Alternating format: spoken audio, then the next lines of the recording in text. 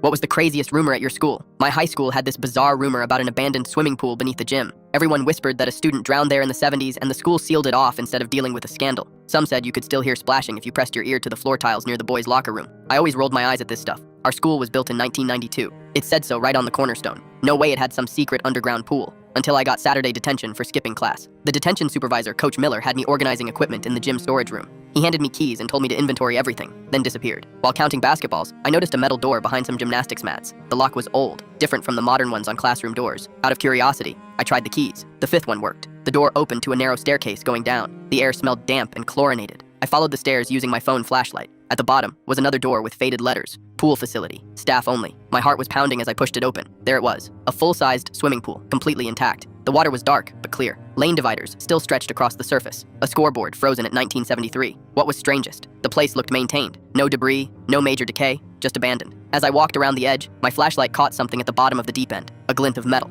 I took a photo, then zoomed in. It looked like a class ring. That's when I heard footsteps on the stairs. I quickly hid behind the bleachers as Principal Whitaker and Coach Miller entered. They weren't alone. A third man in a dark suit carried scientific equipment. Readings are stronger this month, the suit guy said, setting up some kind of meter near the pool's edge. Principal Whitaker sighed. Can't we just drain it? It's been 50 years. You know that's not possible, the man replied. The agreement was clear. Maintain the site, keep it sealed, receive funding. Coach Miller noticed the door I'd left slightly open. Someone's been in here. Check the cameras, Whitaker ordered. If it's students, we'll handle it internally. The suit guy laughed. Like you handled Jason Mercer in '73? That worked out well. They left after taking water samples. I waited before sneaking out. That night, I researched Jason Mercer and our school name. Nothing came up. Our online archives only went back to 1993. I texted my friend Ellie about what I'd found. She didn't believe me, so I sent her the pool photo. She called immediately. Delete that. My dad worked construction here. He said workers quit because of what they found during renovation. The school paid everyone to stay quiet. The next morning, my phone was wiped clean. Factory reset. All my photos, messages, everything gone. Principal Whitaker announced a mandatory assembly about respecting restricted areas. Coach Miller pulled me aside. Detention today. Same time, different task.